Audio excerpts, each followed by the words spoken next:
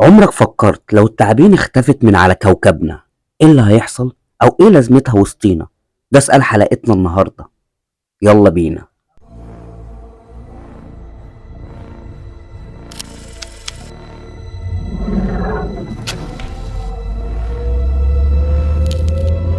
التعابين كائنات ناس كتير بتخاف منها، لكن هل فكرت قبل كده ايه لازمتها وسطينا؟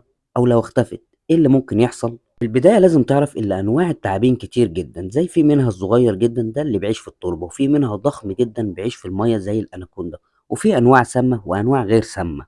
والتنوعات دي مش تنوعات عشوائية، ده جزء من نظام دقيق اسمه النظام البيئي. طب ايه الفرق بين كل نوع ونوع، وايه الوظيفة بتاعته في الحياة؟ وهنبدأ بتعابين غير سامة، بتصطاد بالفك أو الالتفاف حول فريستها، وبتتغذى على القوارض والحشرات. وهنيجي للتعابين السامة اللي بتستخدم السم للصيد أو الدفاع عن نفسها، وده بيخليها تتحكم في كل نوع معين من الفراس بتاعتها. وهنيجي للتعابين المائية والصحراوية والشجرية كمان، كل نوع عايش في بيئة مختلفة وبيأدي دور مختلف عن التاني. يعني ببساطة يا صديقي، كل نوع من التعابين ليه وظيفة محددة في الطبيعة. واحدة من أهم الوظائف دي السيطرة على القوارض. وعشان نفهم النقطة دي، في علم اسمه علم البيئة بيهتم بدراسة العلاقات دي. التعابين بتاكل الفئران والفئران بتاكل المحاصيل، ولو شلنا التعابين من المعادلة عدد الفئران هيزيد بسرعة رهيبة. مهمة علم البيئة يشرح التوازن البيئي في الحياة ما بين التعابين والقوارض، لو ده زاد أو ده قل، وبيحسب النتائج بتاعتها. وعشان نوضح أكتر خلينا نتخيلها بشكل بسيط. هنبدأ بالطيور الجارحة، بعد كده التعابين،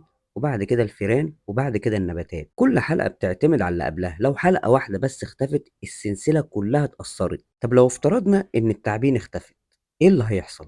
أولا الفيران هتزيد بطريقة جنونية، ثانيا المحاصيل هتقل بسبب إن الفيران زادت، رابعا الغذاء هيقل بسبب إن الفيران أكلت كمية كبيرة من المحاصيل، رابعا الأسعار هتزيد بسبب إن الغذاء قل. وده مش شيء خيالي، ده شيء العلماء شافوه في أماكن حصل فيها خلل بيئي فعلا. لأن التعابين مش صياد بس، لأ ده كمان بيكون فريسة. في حيوانات بتعتمد عليها كغذاء زي طيور جارحة والثدييات وزواحف تانية كتير. فاختفاء التعابين هيأثر على وجود وحياة الكائنات دي. وزي ما قلنا لو التعابين اختفت هيبقى فيه قوارض كتير جدا، فبكده مع زيادة القوارض البذور بتتاكل قبل ما تنمو أصلا، فده هيؤدي لإيه؟ نباتات أقل، اكسجين اقل، بيئة اضعف. يعني التأثير حتى هيوصل للنباتات. كل ده بيرجع لفكرة واحدة مهمة في العالم، التوازن. فبكده الطبيعة مش بتشتغل عشوائي، لكل كائن دور حتى لو ما كناش شايفينه. فسبحان الله، بالرغم من التعابين شكلها مخيف جدا،